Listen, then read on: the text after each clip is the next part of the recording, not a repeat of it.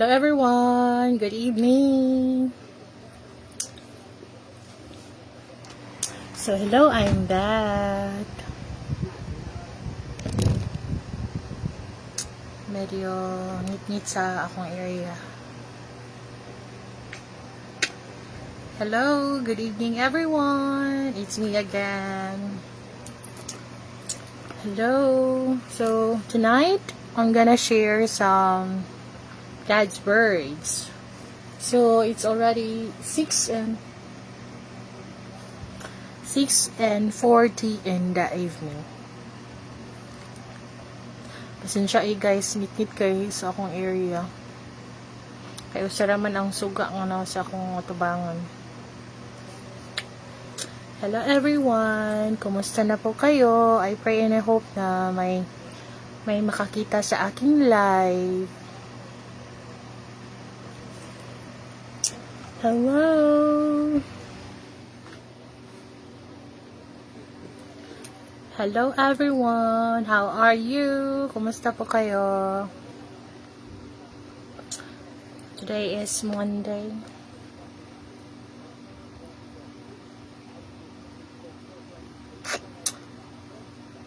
Hello, hello, hello, hello, hello. And how do you do? I'm glad to be with you. Medyo gisip-on jud ko karon and then gitonsil ko kay wala ko kabantay, nagkaon na ko mga tamis. Hello everyone, good evening. It's me again. I'm Bev. Mga kapatid, nais ko pong ihandog ang isang napakagandang awitin sa lahat. Ang awit ng makapangyarihang Diyos. So, bago sa lahat mga kapatid, magdasal muna tayo. Humingi po tayo ng gabay ng may kapal. Patahimikin po natin ang ating mga puso. Oh my God, andito naman po ako sa harapan nasa online po, oh my God, nagbabahagi ng yung mga salita at yung mga himno. Oh my God, inainyahan po kita na gamitin niyo po ako sa oras na ito upang malaman na mga nanonood sa online po ang iyong mensahe dahil po nasa manghuling araw na po tayo. Oh my God, salamat po sa lahat ng biyaya na ibinigay niyo po sa amin dito sa lupa. Oh my God, patawarin po sana kami sa lahat ng aming mga kasalanang nagawa na hindi nakakalugod sa iyong mga mata. Oh my God, huwag niyo po sana kaming pambabayaan, lalo na sa aming pamilya. Oh my God, patuloy niyo po kaming pagpapalain ng iyong dakilang awa at pagmamahal ng bawat isa sa amin. Oh my God, kung sino mo pa pong karapat-dapat na makinig ng iyong mensahe nitong mga uling araw, inanyahan po kita, oh my God, na pakilusin niyo po ang iyong banal na espiritu sa mga taong karapat-dapat na makinig sa aking live po. Upang po hindi po masayang ang aking lakas, oh my God, this I ask you, sa tulong ng iyong mahal na anak na si Jesus. Amen. So, hello everyone. Hello, Mom Victoria Tukaling. I'm here to share some God's words. And natapos na po ako magdasal at sana po patuloy niyo po akong suportahan sa live na po ito dahil magbabahagi po ako ng mga salita ng Diyos nitong mga huling araw. Pasensya na po, medyo hindi maganda ang area ko po kasi kulang sa lights. Pero huwag niyo po itong don't mind. So, ayan. Don't mind po. Makinig po tayo sa mga salita ng makapangyarihan Diyos dahil po, alam na po natin, or sa mga hindi pa nakakaalam, ang mensahe po ng Diyos ngayon, isa po itong mabuting balita dahil nasa manghuling araw na po tayo.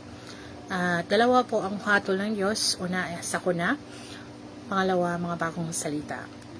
Ang nais po ng Diyos nitong mga huling araw ay gagawa po tayo ng kabutihan para sa ating huling hantungan.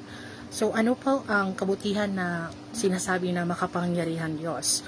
Ang kabutihan na sinasabi niya po ay umiwas po tayo sa lahat ng uri ng kasamaan. Patuloy po tayong gumawa ng kabutihan nang naaayon sa kalooban ng Diyos. Halimbawa po sa kabutihan na nais ng Diyos, ito po ay pagbabahagi ng magagandang balita, ang kanyang mga salita. Yan po ang unang tungkulin ng nilalang na katulad ko po na nagbabahagi ng mga salita ng makapangyarihang Diyos. Isa po yung halimbawa ng mabubuting gawa. Yan po ang pinaka number 1 po na gusto ng Diyos, ang gumawa ng kabutihan sa pamamagitan ng paglingkod niya po na pagbabahagi ng mga salita ng Diyos. At sisiguraduhin po natin, pag tayo ay nagbabahagi ng mga salita ng Diyos, ito po ay naayon sa kanyang kalooban. Hindi po ito naayon sa ating kuro-kuro o imahinasyon.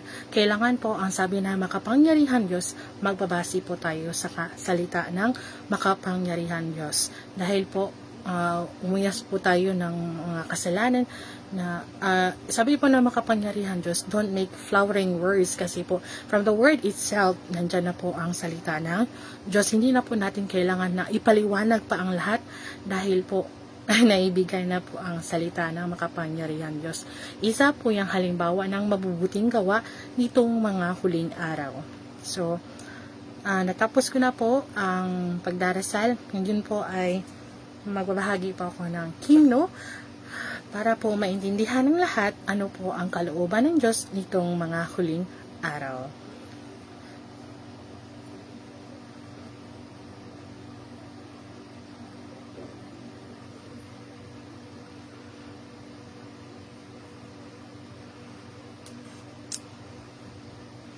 Sipon pa dyan ko. Napaong kalit ang akong cellphone.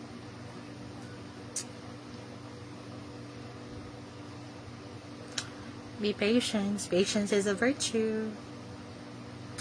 Guys, wait for a moment. Ang ako ang cellphone na gidbol. Naman dari akong pagsimba. So, wala pa akong viewers. I pray and hope kung sino man karapat-dapat na makinig ng mga himno ng mga salita ng Diyos nitong mga huling araw. Sana po siya ay pagpapalain ng may kapal at patuloy na gumawa ng kabutihan.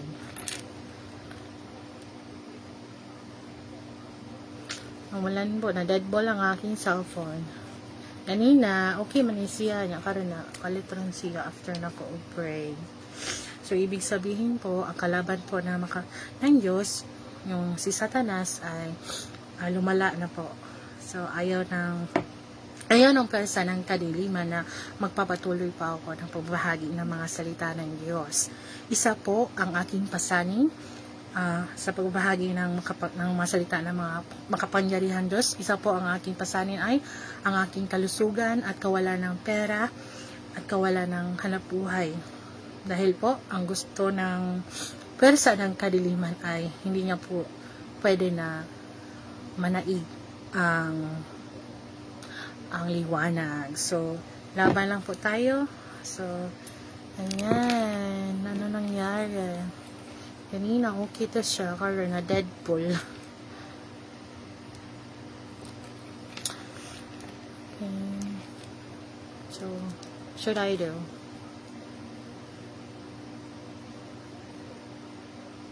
So, lagi po tayong positibo sa kahit na anong bagay. Kahit na anong paraan, kahit may mga pagdurusa man tayo, kawalan ng minamahal, or may karamdaman, patuloy lang din po tayong tumawag ng Diyos dahil nandyan lang po siya na nakikinig sa atin po mga kapatid. So, huwag po tayong mawala ng pag-asa dahil ang ating makapangyarihan Diyos ay siya ay mahabaging, mapagmahal at mahabaging Diyos. So, siya ay nakikinig, tahimik na nakikinig sa atin, at tahimik na ang kanyang mga mata ay na dito sa lupa. Kanina, okay man ay siya, and then, na dead ko. So, ano sa akong bahaton? Nadari ang ako, ang kuan. Diyan ako ulit ko po. So, I will try, mga kapatid, here. I'm using my another second phone. So, ang usa, diri man ta ko maggamit para sa ako ang God's hymn. So, kanina na okay siya, karon na Deadpool. So, let's move on. Let's go. Maybe I will try other selfie. So I'm okay now. My phone is getting okay, getting fine.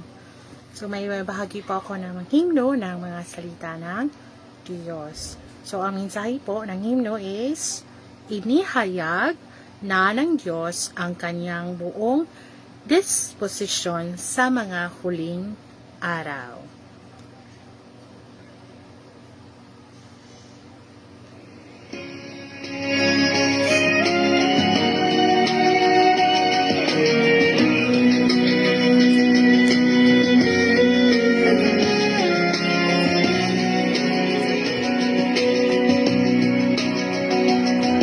Espiritu ng Diyos ay nakagawa na ng dakilang gawain mula ng nilikha ang mundo. Nakagawa na siya ng iba't ibang gawain sa iba't ibang bansa at panahon. Mga tao ng bawat panahon ay nakikita ang iba't ibang disposisyon niya, nalikas na inihayag para makita ng tao at inihayag sa magkakaibang gawain. Siya ay Diyos, puno ng awa at kagandahang loob. Siya ay handog sa kasalanan ng tao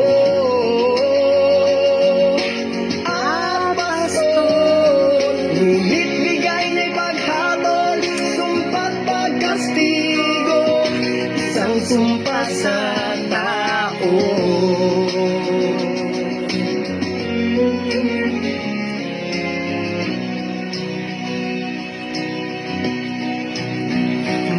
Kanyang tao sa lupa sa loob ng 2,000 taon o higit pa matutubos ang tiwaling tao sa kasalanan.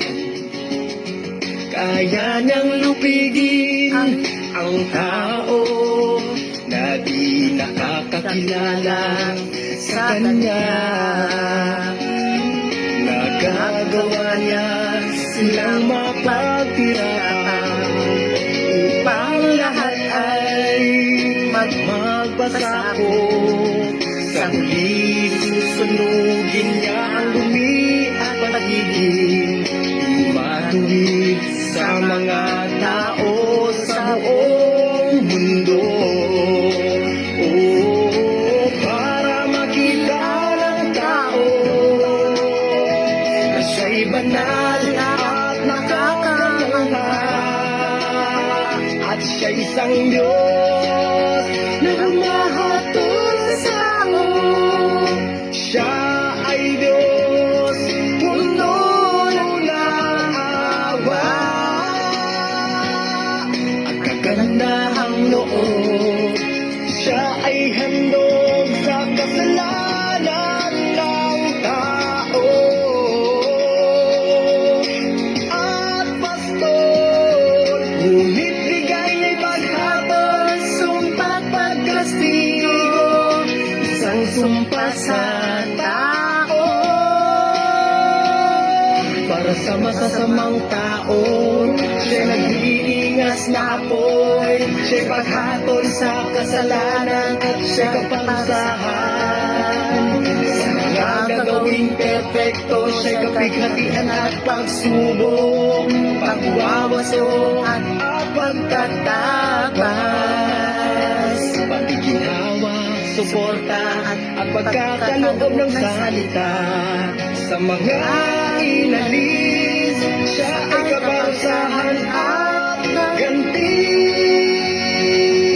Siya ay Diyos, puno ng awa at kagandahang loob. Siya ay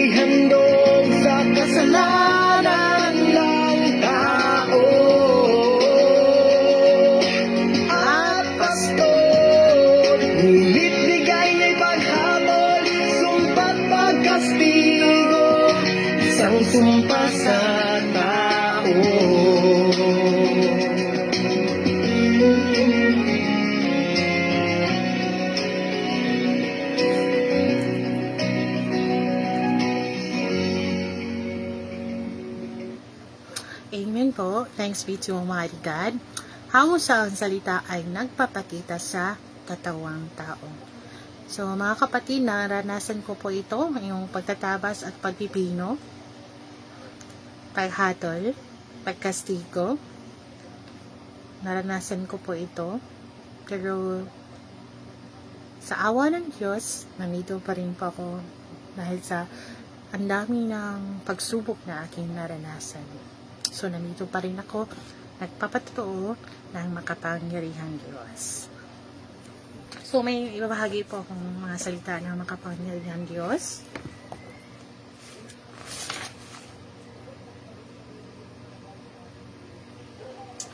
So sabi po nito, sabi ng makapangyarihan Diyos, ang may pakinig ay makinig sa sinasabi ng Espiritu sa mga iglesia. Ang matagumpay ay bibigyan ko ng manang natatago, at siya'y bibigyan ko ng isang batong puti. At siya'y bibigyan ko ng isang batong puti, at sa bato ay may nakasulat na isang bagong pangalan, na walang nakakaalam kundi yaong tumatanggap.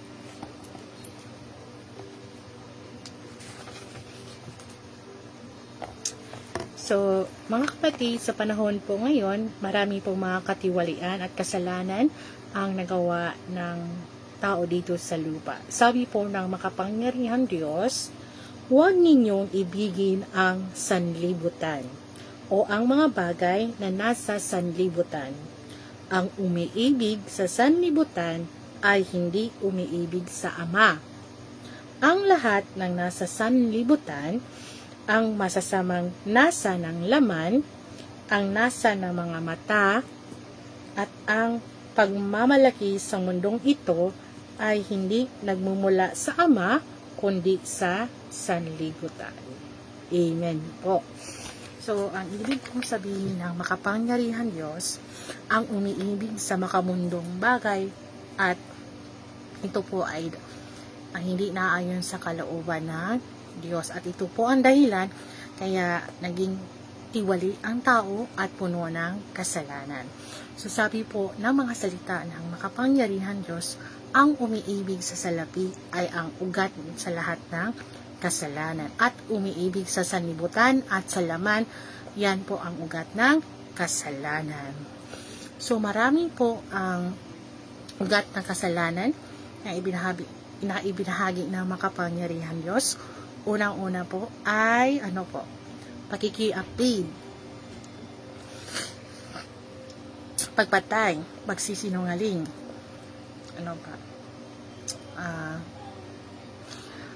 sa panahon po ngayon, yan po ang medyo nadiringgan ko po sa balita. Maraming nagpakamatay, maraming pumatay, maraming nakikiapid, marry another wives, pagsisinungaling, mataas ang tingin sa sarili, mayabang, iniibig ang kanyang sarili kaysa sa Diyos. So dapat, mga kapatid, ibigin muna natin ang Diyos bago ang ating sarili. Dahil kung wala ang Diyos, wala po dito tayo sa lupa. Ibigin muna natin ang naglikha bago ang ating sarili. Ibigin muna natin ang naglikha bago ang ating mga boyfriend or mother and father or husband and wife. Ibigin muna natin ang naglikha, kundi ang makapangyarihang Diyos. So yan lang po ang aking kaunting salita na aking ibabahagi po. Iwasan po ang kasamaan dahil sa mga huling araw, ang gawain ng makapangyarihang Diyos ay ang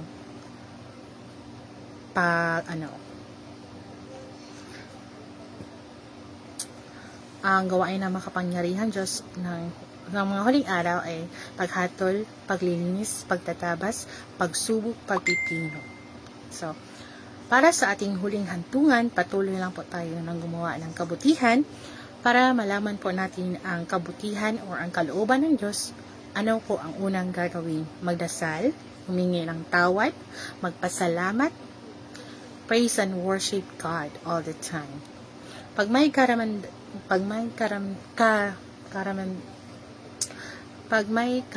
po tayo, ito po ay isang pagpapala ng Diyos or mga pagsubok. Dahil kung wala po ito, hindi po tayo tatawag na Diyos. Pero nakadepende po yan sa isang tao. So sabi na makapangyarihan Diyos, don't harden your heart. So, nasa mga huling araw na po tayo at ang aming mga kapatid ay patuloy na nangangaral kahit sa anong uri ng suliranin o pagsubok. Patuloy pa rin din po kami na nangangaral ng mga salita na makapangyarihan Diyos dahil ito po ang aming tungkulin. At tungkulin din po natin na nanonood ngayon na magbahagi ng mga salita ng Diyos. Hindi po kailangan ng Diyos ang isang mabisang. Hindi po kailangan ng Diyos na marunong kang magsalita, hindi po yan. Ang nais ng Diyos ang iyong puso. Hindi niya kailangan ang iyong kuro-kuro, hindi niya kailangan ang iyong pera. Ang kailangan ng Diyos ay iyong puso na magbahagi ng mga salita ng Diyos na naaayon sa ating kakayahan. So, iyan lang po ang ibabahagi ko. Sa pagtatapos ng live na ito, I pray and I hope and I submit to Almighty God na sana kung sino man ang nanonood nitong aking live po, sana po ay gagamitin siya ng makapangyarihan Diyos sa mabuting paraan. Iyan po ay pagpalaganap ng Ebanghelyo ng Kaharian. At yung tamang tao po sana, or yung nauuhaw sa mga salita ng Diyos at naghahanap ng yapak ng makapangyarihan Diyos. So, magtatapos po ako ng isang himno ng mga salita ng Diyos.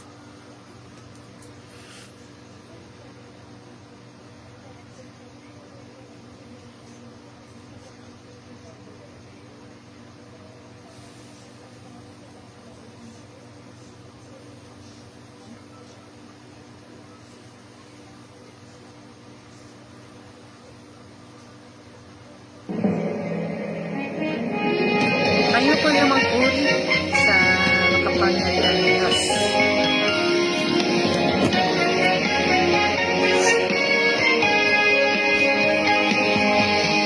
Kaharian ng Diyos Dumating sa lupa, persona ng Diyos. Puno't mayaman, sinong titigil at di magsasaya? Sinong tatiyo at isasaya?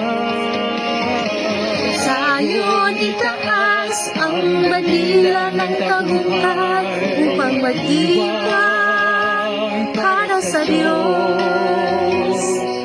Awitin ang iyong awit ng tagumpay upang ipalaganap ang kanyang ngalang banal sa buong mundo. Mahirap na tao Pupuri sa Diyos at inataas kanya. Tinitingnan nila mga gawa niya. Ngayon kaharian niya'y dumating sa lupa.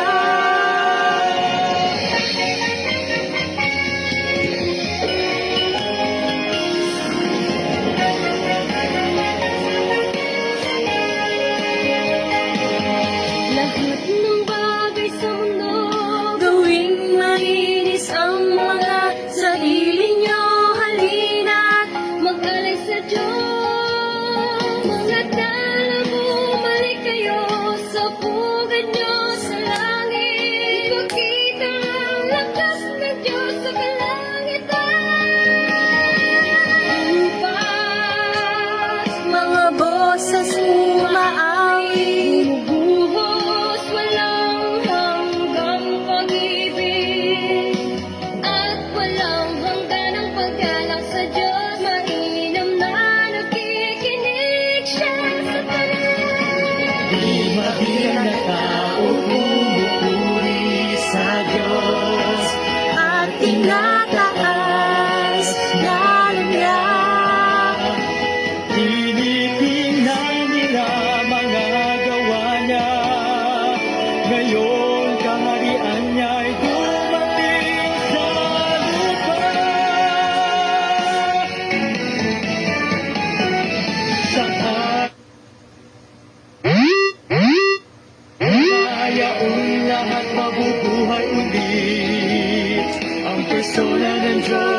mismo ang bababa sa mundo.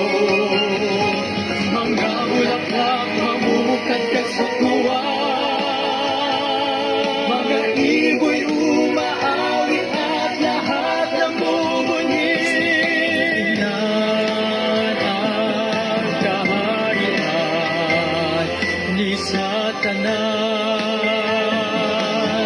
Iyakan ang pinapabangan na dulot sa awit ng papuri. Di mabilang na tao humupuri sa Diyos at tinataas ngalan niya. Tinitingnan nila mga gawa niya, ngayon kaharian niya'y Dumating sa lupa.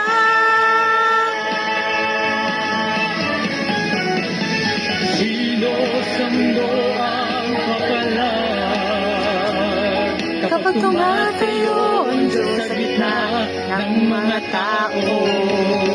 Nangaigalit at kapahamakan sa lupa, mundo'y naging kaharian ng Diyos. Mga ulap bubugulong sa langit, mga lawak patis umaawit ng masayang himig. Mga palupalis sa pera nila, awitin luto ng Diyos sa kanilang panaginip. Inaasam na araw dumating na. Ng papuri sa Diyos. Nakamagandang awitin. Di mabilang na tao pumupuri sa Diyos at tinataas Ngalan niya.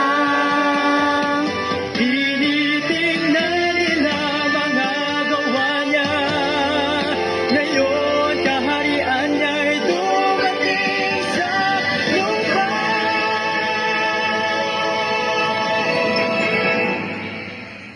Amen. Praise be to Almighty God. Mula sa ang salita ay nagpapakita sa katawang tao. So, magtatapos po ako ng isang maikling panalangin.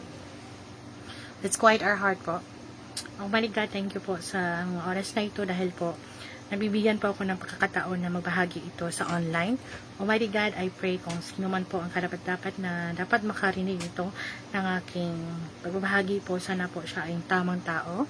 At kung sino man po ang nauuhaw or tupa niyo po, sana po maabot nila po ito ang aking live.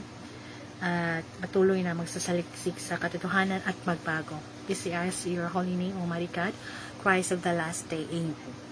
Thank you. God bless you.